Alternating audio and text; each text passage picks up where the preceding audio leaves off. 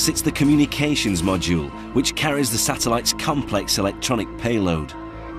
Also added are solar arrays. Attached to the main body, they capture sunlight, which is converted into electric power, and antenna dishes that will transmit and receive signals from Earth. And by looking at different stages of the build, it's possible to understand how they're put together. From the manufacturing viewpoint, this is the beginning of the process. The build begins with a central core, the skeleton of the satellite. Strands of carbon fibre coated with resin are wound into a complex pattern to make the cylinder as strong and light as possible. When it's finished and vertical, it weighs just 20 kilograms and is ready for the next stage of construction. In here is where we produce our panels, our honeycomb panels. Aluminium skins, very, very thin skins, very lightweight. Low mass is key in terms of space, and we use aluminium because it's good structurally. The aluminium panels are attached to the central cylinder, forming more of the basic structure. John Richards has been building these for almost his whole working life. We're just putting the flight bolts into the SM floor, and that attaches the floors to the central structure. I'm not sure how many bolts, probably about 20 in each quadrant. I don't suppose really people just think of satellites as something that up in space, orbiting round. I don't suppose they think of actually what goes into building them. You take your time because, I mean, as you're probably aware, these things are worth a hell of a lot of money, and it only takes us to make one slight mistake that could end up costing millions of pounds at the end of the day. Best thing about working here is the people like John and other people that have been here many years, always willing to pass on their experience and to help you out. After the basic structure is finished, the rest of the systems can be added. Once I've gone through my final testing, we have a big clean down, make sure it's particle free, ready to be accepted in the mix area. And I'll give them a shout, and usually that's it. I mean, it's very casual, it's just when you're going to be ready, tomorrow, whatever, and just hand it over to him. Satellites have to be built in extremely clean environments, because any dirt inside the moving parts can have devastating effects once they're in space. In fact, there are special areas of the factory that actually have fewer dust particles than you'd find in a typical hospital operating theatre. And in here, engineer Graham Viney and team leader Mick Atkinson have the tricky task of managing the assembly and integration of the fuel tanks, the pipework and the engines of the service module. We do get problems now and again because when it's designed, it's all done on a model, and then when it comes down to us, it is quite a bit different in the real life putting it together. And there's certain things that we know we can't do in the design because it just won't be able to be done on the shop floor. So what we've got here is the overall service module, or the startings of the service module of the telecommunications satellite. What you can see are 2 tanks of an eventual 4-tank propellant system. On the outside, in several locations, we've got 7 smaller thrusters, and we have a main engine, a liquid apogee engine, which is fitted inside the cone. The service module carries 4 fuel tanks, all placed around the central core. Each fuel tank can withstand an internal pressure equal to being over 200 meters underwater. The fuel is used for the satellite's engines. The main engine fires the satellite out into orbit after it's launched, and then, for the rest of its lifespan, the other 7 pairs of smaller thrusters will keep the satellite in its orbit. The fuel for all of these engines is delivered by one of the most explosive mixtures known to man: nitrogen tetroxide and monomethyl hydrazine, or NTO and MMH. As you can guess from the names, these aren't particularly pleasant liquids, so extremely toxic and extremely hazardous. If you take in any of the NTO or the MMH, basically you will suffer from burns, internal burning, and then eventually it leads to death. They are lethal. The reason for choosing these dangerous fuels is simple: their explosive quality. The more explosive the mixture, the bigger the thrust and the less fuel you need. But at 3 tons, this volatile mixture is still half the satellite's launch weight. And with such an explosive power, the tanks need to be tested to destruction to ensure they'll survive the trip into space. Part of the testing from the propellant tanks is to take it to an actual burst pressure. We don't test it with gas, we tend to test it with water. We increased the pressure and we got up towards 49 bar and the tank will split.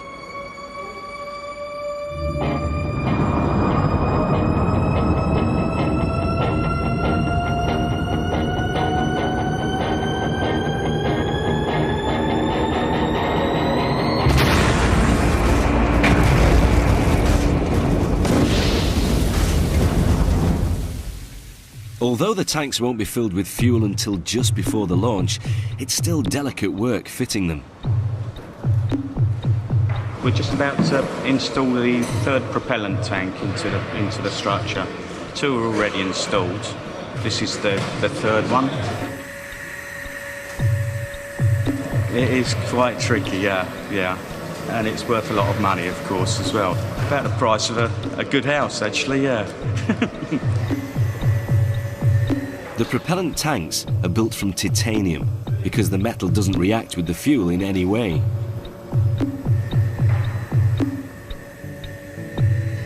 And they are machined to be wafer thin. We've got to be so careful that no damage occurs during this process, so it's quite delicate. It never goes wrong. It can't go wrong.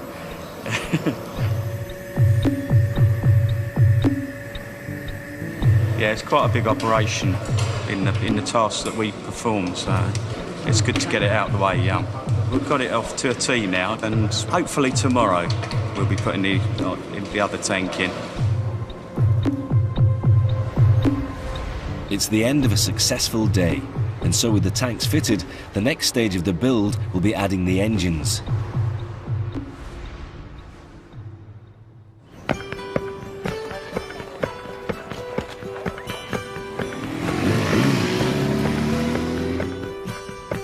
So when I tell people I work in the space industry, it either sparks conversation and genuine interest, or is a complete conversation killer. The concept of satellites came from Arthur C. Clarke back in 1945. He thought, how can we transmit data from one side of the Earth to the other side of the Earth? These things will make possible a world in which we can be in instant contact with each other, wherever we may be. Men will no longer commute, they will communicate.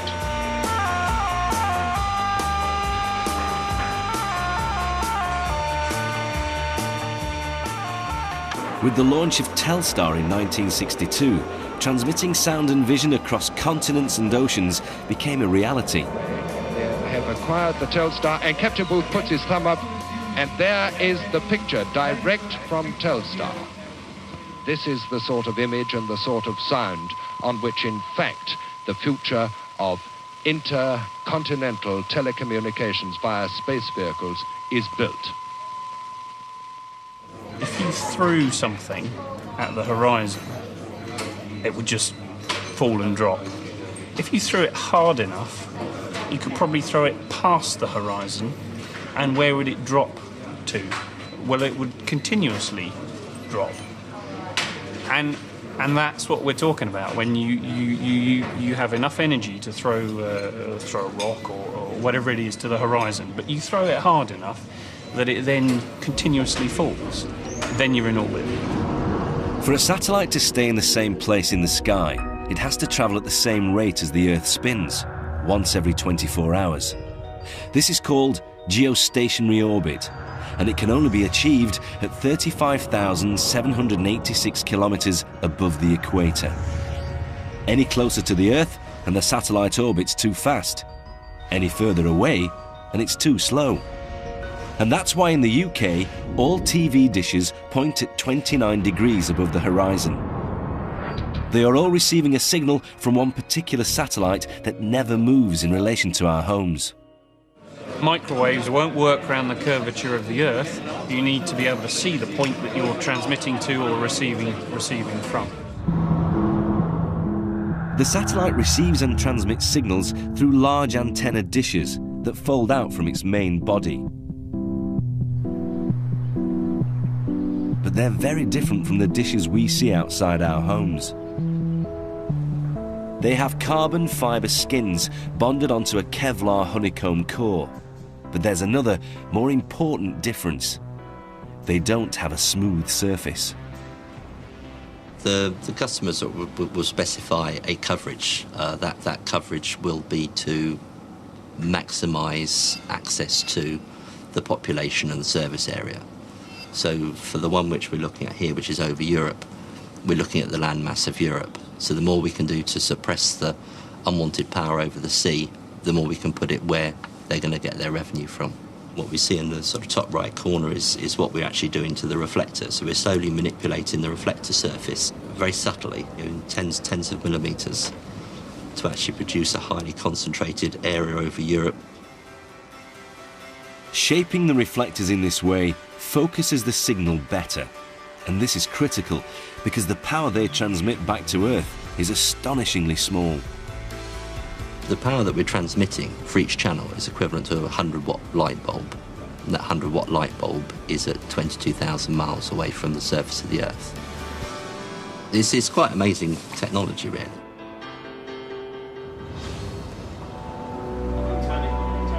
The satellite is kept in its correct orbit with a series of different sized engines.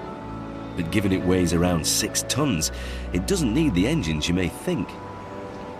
If you were to fit this engine to your car, you'd have trouble fitting in the 3 tons of propellant, but you may move it very, very slowly. It's not going to take off, but we're in space, so we can use this engine on a 6-ton satellite and move it through space because there's no friction, so it's relatively easy to do. Once in geostationary orbit, the smaller thrusters will take over from the main engine to keep the satellite in position. We have thrusters dotted around so that we can control the attitude of the satellite, to keep the antennas pointed, to keep the data flowing. We've got influences from the Earth, which is not a perfect sphere, so gravity will have an effect, and solar radiation from the sun. We have large solar arrays that will pick up from the solar radiation and slowly change the attitude of the satellite, and we need to fire a thruster to bring it back. These manoeuvres happen regularly, just to keep the satellite in its correct position. But at the end of its life, these small thrusters will use the last of the fuel to blast it even further away from the Earth and into a graveyard orbit, which will be its final resting place.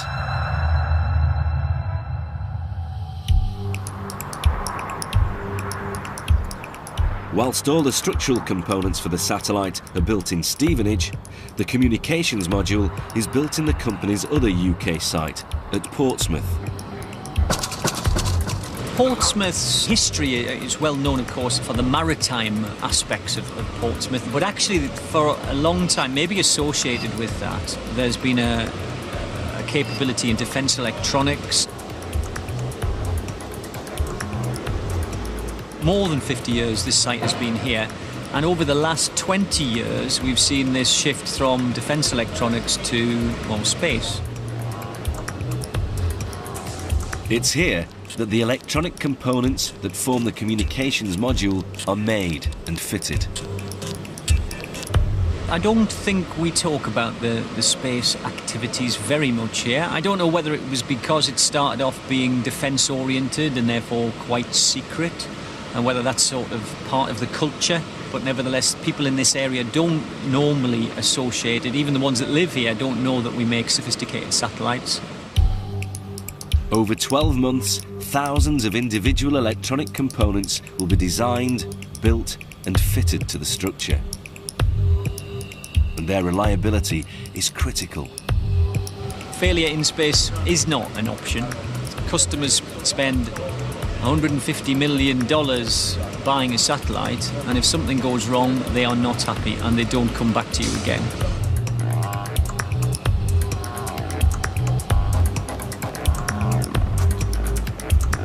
This communication module is also known as the payload. On the spacecraft there are many parts, but essentially it comes down to the payload, the reason for it being there, what it wishes to receive and what it wishes to transmit. Each satellite is guaranteed by the company to work for at least 15 years. If it doesn't, they don't get paid. So attention to detail is critical. The main driver for what we do here is reliability. So on the site here we have 3,000 engineers, no service engineers. Once our equipment on the spacecraft goes into service, it has to operate for 15 years without any reduction in its quality of service. During that time it gets hot and cold, so the heat on board the spacecraft makes the electronics grow old. The radiation gives it sunburn, so it has to survive through all those things. At the heart of the communications module are microelectronic circuits called hybrids. These are computer processors, like silicon chips, but are built for space.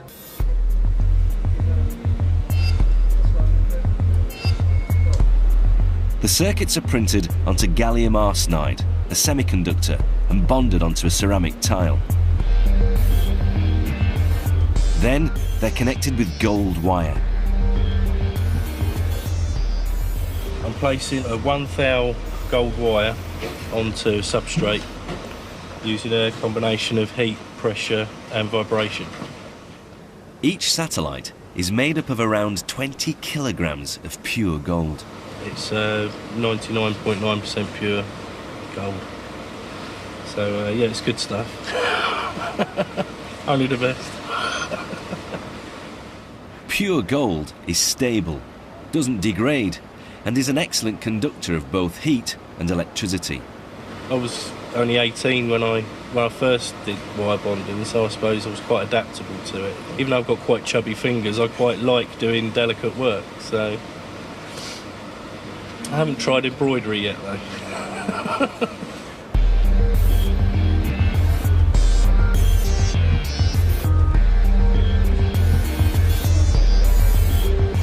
Once complete, the chips are incorporated into bigger electronic units. I've been working on this for the best part of 4 years to actually get it from the stages from the early design right through to actually realising some of the hardware. Decoding commands, so it's a bit like you sort of pick up your telephone and you dial a number. This particular unit, crudely, it's doing the same sort of function.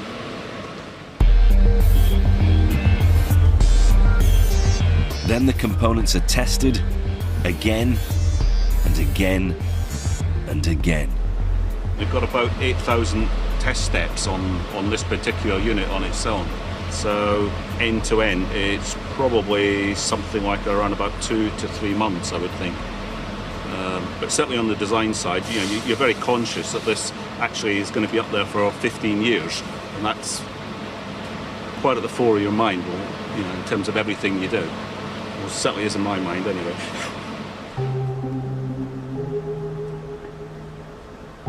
But not all the components inside the satellite rely on modern technology.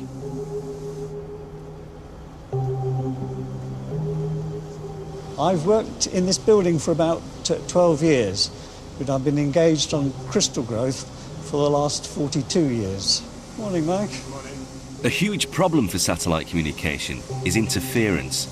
This happens when the outgoing signal is confused with the incoming signal.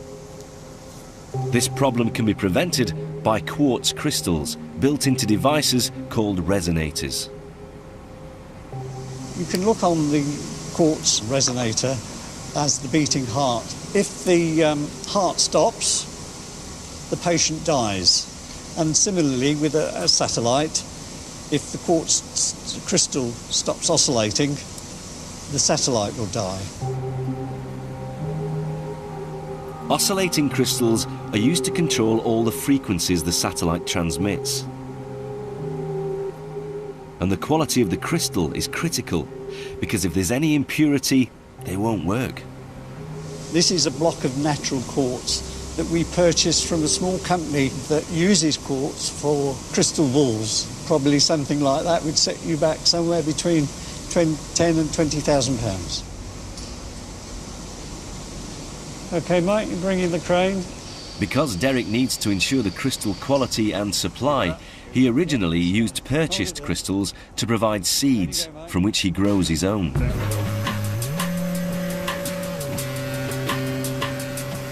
What we're trying to do here is to replicate the way natural quartz grows in nature. Natural quartz will grow deep in the Earth's crust. The difference is we're trying to speed up the process so we can complete the growth run in essentially a few months rather than a few thousand years. Over the next 3 months, under a high temperature and enormous pressure, crystals slowly form in a solution of caustic soda. We've been producing them for 25 years or so, and so far nobody has beaten them. Once they're formed, the pure crystals are first sliced, then shaped, and finally polished, until they are little bigger than a contact lens, before being incorporated into the satellite's electronics. Our crystals are the purest in the world, I can say with absolute certainty.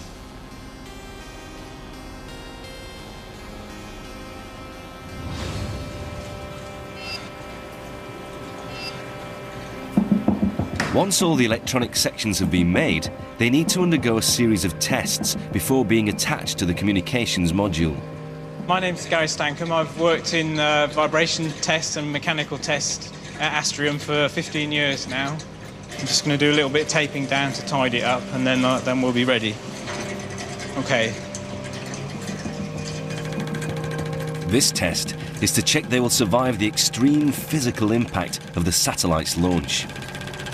What we're doing today is we're going to subject this unit to a sequence of vibration tests to simulate the launch environment when the rocket lifts off, and those 8 minutes which will take it into space. It does get a fair old shake, so today we're going to subject it to a 20G vibration test, 20 times gravity. So anything in there will feel 20 times heavier. Every electronic component is tested in this way, sometimes to breaking point. It is a hard test, yeah. It's a thorough test, so it has to be. We have to ensure that everything is going to still be working once the unit gets into space. We do see failures, but not too often. But it's not just the vibration of the launch that each component has to cope with. There are also massive shock waves. These happen as explosive charges decouple each stage of the rocket.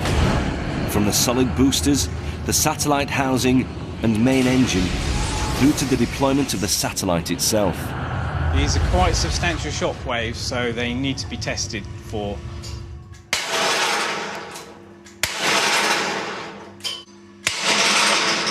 Okay, and that's the shock test. Once the electronics have survived all these tests, they can be fitted into the communications module. Ian Kilby started work as a technician over a decade ago, but he's now in charge of ensuring everything is connected correctly. When I moved up from technician to engineer, at that point you're no longer allowed to fit any equipment to the payloads. I do miss the hands-on side of things. I used to enjoy the challenges that waveguide and coax present to the fitters, and yeah, I do. Sometimes I do wish, on particularly bad days, I wish I was back down here on the tools and could not worry so much about things. At the moment, the communications module is in 2 pieces, and Ian has a brave attempt at explaining how it all fits together. Basically, the signal, when it's received from Earth, when the whole satellite's coupled, There'll be an antenna, a receive antenna on the top floor. The signal will come in, it goes through the equipment on the top floor. They amplify it, clean up the signal, get the part of the signal we require. It then travels down through the payload, and there will be some equipments called MPMs which are not installed yet. It travels up through the switch network, goes up through the OMUX. Again, it's amplified again and harmonised a little bit more. Signals cleaned a little bit more again at the OMUX level.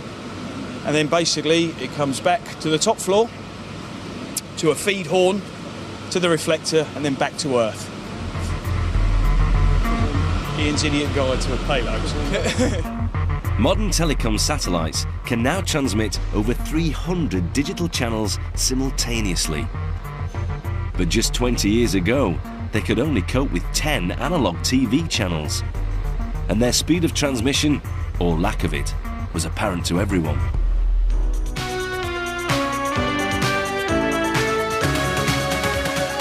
If you think back to like Terry Wogan's show when he used to have one on BBC One, the very first sort of satellite links where they had London, New York, it was almost painful to watch. She called me, did she? I hear you calling me. Am I speaking to Linda Gray? Yes. Well, let's establish that it's not working. With the amount of lag that you had to wait for the signal to go, or the Terry's voice to reach the USA, and then the response time back, it was an eternity. I'm sure people remember that. It just took forever. When we talk on satellite like this, you know, the miracle of sound, there's just a little second or two delay. So it's not that Barry's hearing has gone. It's a long way to Los Angeles. But now, with the speed of the processing power and speed of modern satellites, it's barely noticeable. It's, like I say, within a second.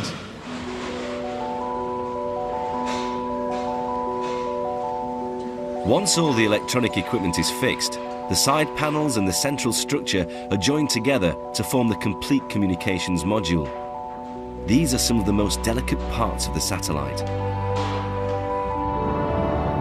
And to safeguard them in the extreme environment of deep space, they need special protection. My name's Katie Smith. I'm the thermal architect here, and I've been working here for just about 6 years. My job is the thermal design, the build, the test of the spacecraft. Deep space environment's incredibly hostile. It's incredibly cold, minus 270 degrees C, whereas the sun-pointing surface, which could be in the region of 150, if not more. And including on that, you're in a vacuum, so there's no convective environment. You can't reject heat like you would, for example, your cup of tea, when you blow on it, removes the heat, doesn't exist. And the satellite needs to be able to operate within these massive temperature differences. If we sent spacecraft up into space with no insulation, it wouldn't work. You'd have one side with severe damage to the structure because of the sun's influence. You'd have possible panels dropping off. So the distortions caused by the very temperature differences would buckle the structure and destroy it. And the heat isn't just a problem on the outside of the satellite, because these extremes of temperature could be disastrous for all the onboard electronics inside. They can only operate between a cold minus 10 degrees to a warm 40 degrees. So to keep the internal temperature within this range, the satellite is wrapped in material called Kapton. Kapton is for high temperature layer. It's very robust. You can use it in an environment from minus 250 degrees C up to a continuous operating temperature of about 290 degrees C. I think the best way of describing it to a home product would be a quality street wrapper. It's difficult to tear, incredibly light. So for a space environment, it's hugely applicable. But Kapton can't protect the satellite on its own. What you're actually seeing here is a very thin deposition of aluminium. So here, when you can see the gold outer layer, it's not actually gold. What you're seeing is the vacuum deposited aluminium behind the Kapton, like that, giving it an amber or gold effect. The aluminium-backed Kapton forms a blanket, insulating the satellite and preventing heat being lost to deep space. while at the same time stopping the sun overheating the electronics inside. I know it seems kind of counterintuitive because you've got large amounts of energy coming in from the sun, but to balance it out and find a happy medium, you have to block some of the sun, dump some of the heat, and supply some heat internally. It's a really complicated juggling act. The Kapton blanket is the first line of defence at keeping the satellite at a reasonably constant temperature. But the electronics inside also create their own heat, and this too needs to be dissipated. To do this, some very clever engineering is also incorporated into the two large structural panels on the outside of the service module.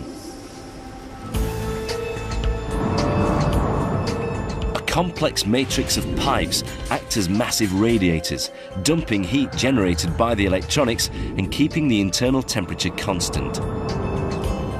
A heat pipe is a very, very effective method of moving heat from one local region to another. There's no working parts, no electricity required, so power-wise it's good. But unlike household radiators, these pipes contain ammonia because it boils and vaporizes at just the right temperature, 33 degrees centigrade. So what happens is, at one end, in the hot, high-power dissipation region, what will be a liquid at that stage evaporates. The vapour then travels up the tube, up the centre of the tube, to the cold region, and at this region it condenses, it dumps the heat, and then travels back down to start the whole cycle again in the form of a liquid.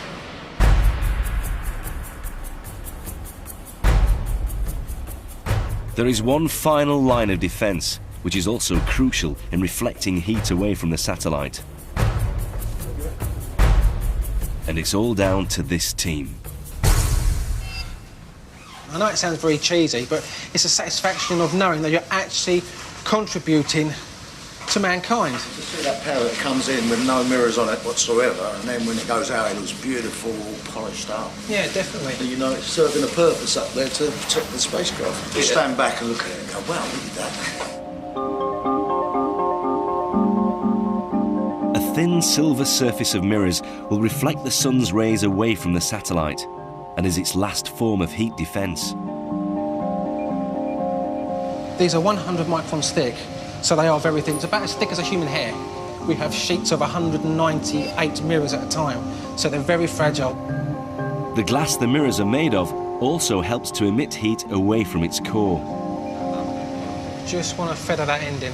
Well, we've put the activator in, and we've only got 30 minutes to apply the adhesive, put the mirrors on, and get it under vacuum.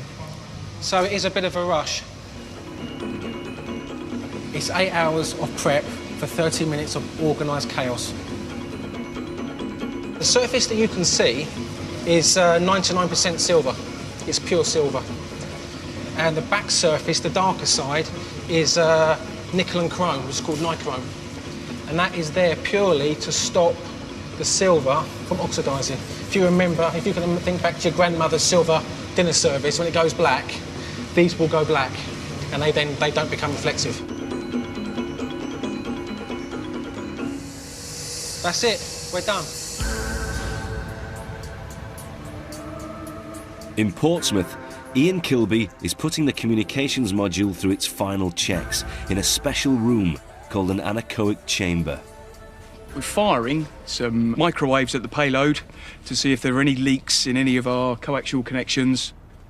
So if you imagine the same signal is inside the payload, it's leaked around and it's coming out of a hole, it could in turn affect the input into the satellite and the output going out. So it could actually blind itself in effect with its own loop of RF signal. It's been quite catastrophic in the past to have EMC leaks because it actually interferes with the transmission that's coming from the comms module back to Earth. The chamber is designed to block out any radio signals from getting in or out. It's almost like taking a telephone towards a radio. When you're phoning the radio station, you get that big screaming squeal. In effect, not a screaming squeal, but obviously it has a similar effect on a telecoms payload. With the final testing complete, it's time to box up the communications module ready for shipping. It's always a nerve-wracking moment to pick up something of this value. It's all the fruits of our labours over the last few months. Lots of things potentially could go wrong. You know, we're picking it up with a crane, we have a failure with the crane, or something catastrophic could happen. Even when it's turning horizontal into the box, it's always quite a nerve-wracking moment. It's quite a large mass. After over 2 years of intense and complicated engineering, most of the work that takes place in the UK is done, and the modules are shipped to Toulouse in the south of France. It's always quite pleasing when you see another delivery going out the door. It's in this facility where the final assembly happens. It's a complicated and delicate process. First, the service module made in Stevenage and the communications module from Portsmouth will be joined together. Then, the solar arrays are added. Finally, the antenna will be attached.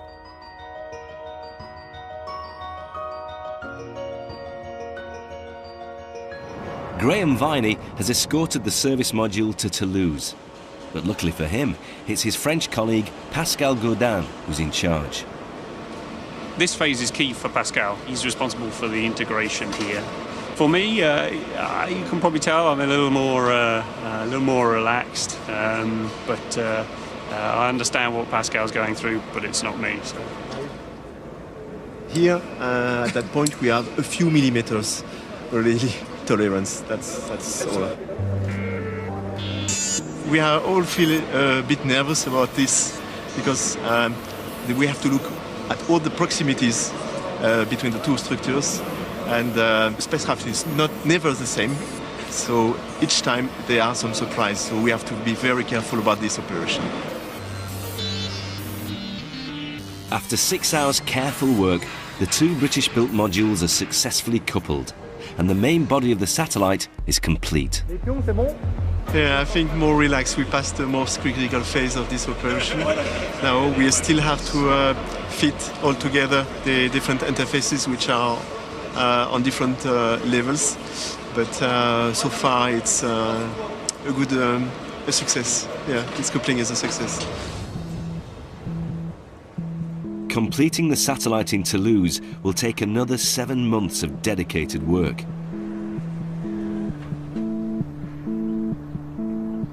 Although all satellites carry fuel for the engines, they are actually solar powered.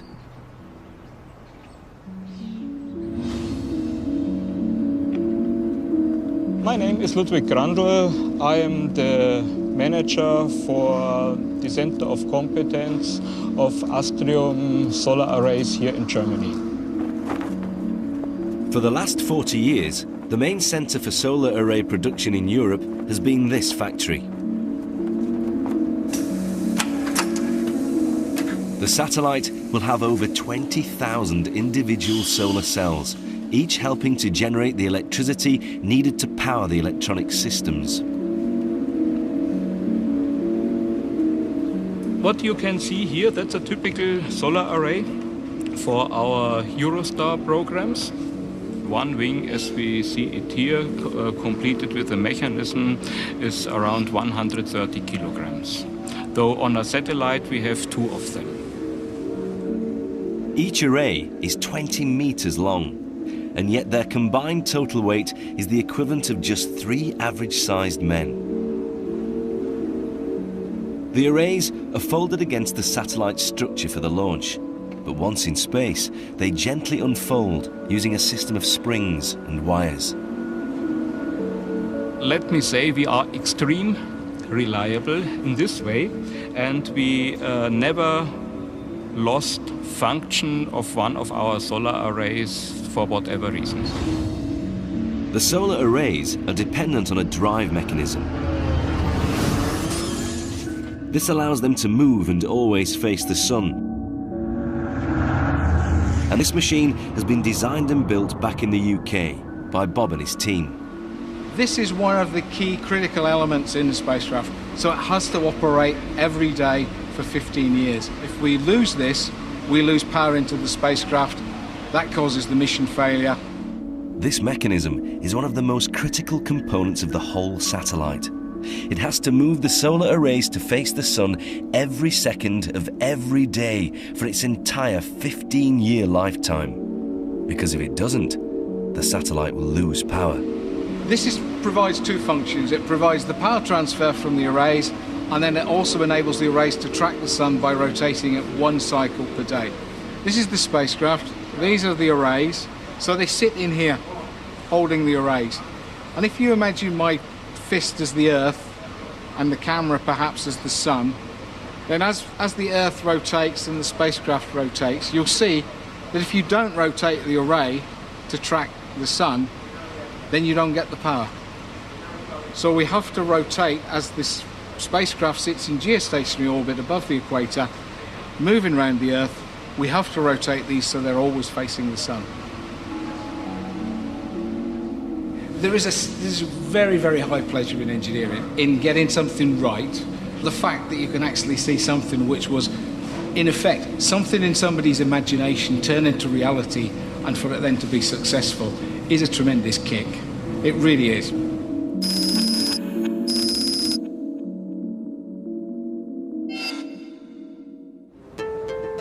With everything fitted and tested, the satellite is carefully packed into a high-tech crate and sent by plane to the launch site, where it's prepared for its final journey.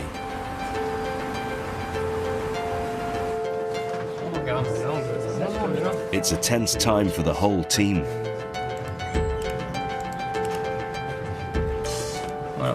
We're in the satellite control centre, and this control centre takes over control of the satellite after it's separated from the launcher. It is critical, it is a crucial phase. Good line pressure to fire the thrusters. At the moment, this team here is running through a rehearsal. There's a computer simulating everything that the satellite does. We can send commands as we would. It responds like a satellite, and it's really testing the team. As the satellite is being prepared for launch on the other side of the world, these rehearsals are critical, because when it leaves the rocket that gets it into space, its orbit will be elliptical. The moments leading up to the firing of that main engine is very tense. A lot of pressure. If it doesn't happen, we have a lot of people looking at us. Graham and his team will then have to fly it into the correct geostationary orbit by remotely operating its main engine and thrusters.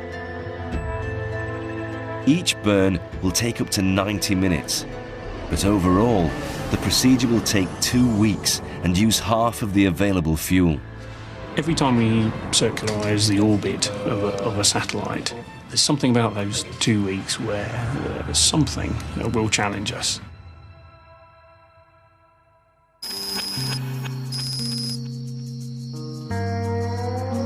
The launch day is fast approaching, and over 4,000 miles from Stevenage, Bob Graham is following the satellite's journey. We're in French Guiana, which is in South America, and very close to the equator. Green, lots of green trees, very, very hot. It's about 37 degrees today. One of the reasons we launch from the equator, or very close to the equator, is that because the Earth spins and there's a faster rotational speed actually on the equator. It makes business sense to fire a rocket into space from the equator, as it's cheaper to launch. Which means less fuel, means a lower cost launch, and from the spacecraft's perspective, it's actually being placed closer to its end orbital position. So again, it uses less fuel on the spacecraft. The satellite will be lifted into orbit by an Ariane 5 rocket. At over 50 metres and almost 800 tonnes fully fuelled, this is the workhorse of European space exploration.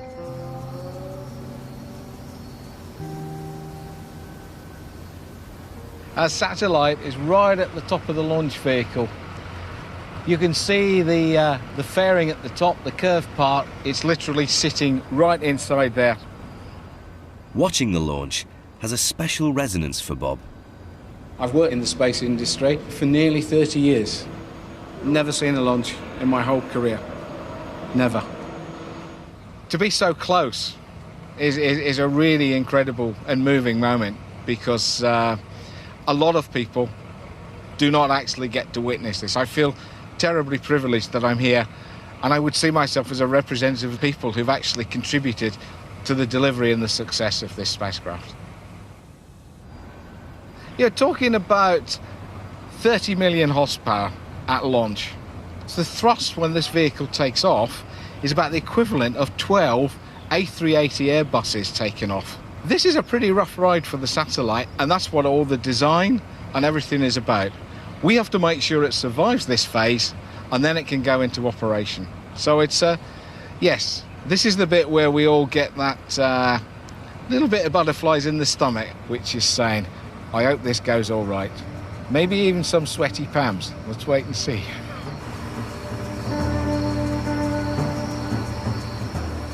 Later that day, the rocket is carefully rolled out to the launch pad. It's taken over 2 years, in excess of £100 million, and some exceptional engineering to get this far. And now, there's nothing Bob can do, except wait.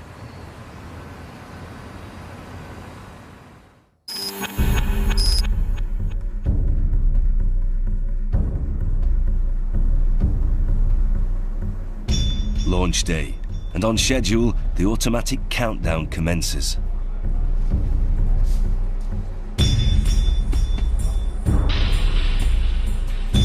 At first, everything goes smoothly.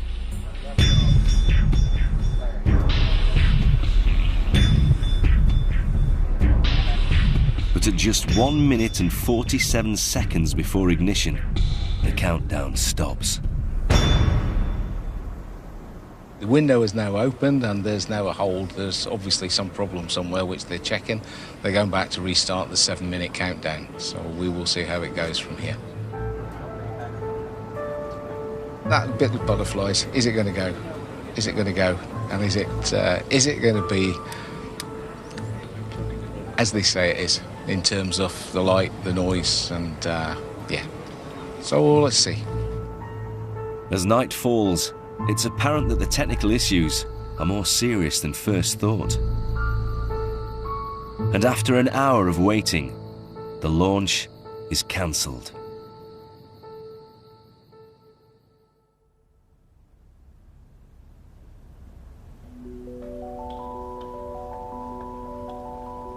The next morning, an initial investigation suggests a faulty fuel valve in the rocket caused the postponement. Here we are in Mission Control, Jupiter, the morning after. This is the place where that final decision was made last night to postpone it. As an engineer, I know this is the right decision. The decision made last night was the right one, but as a man, as a person, as a representative of a team, yes, there's an element of disappointment in there that it didn't happen. Space is difficult. It is about risk. It is about showing that our products are good and we can't afford to take the risks. But it will happen again, and maybe I won't see it, but others will, and I guess that's life.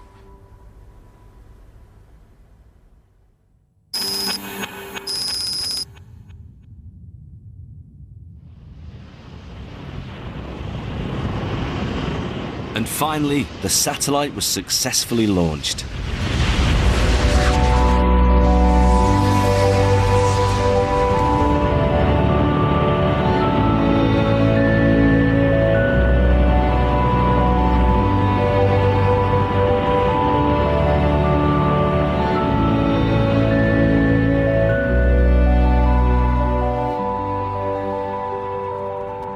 Today, 35,786 kilometers above us, the brand new communications satellite is now being prepared to broadcast pictures directly into your home.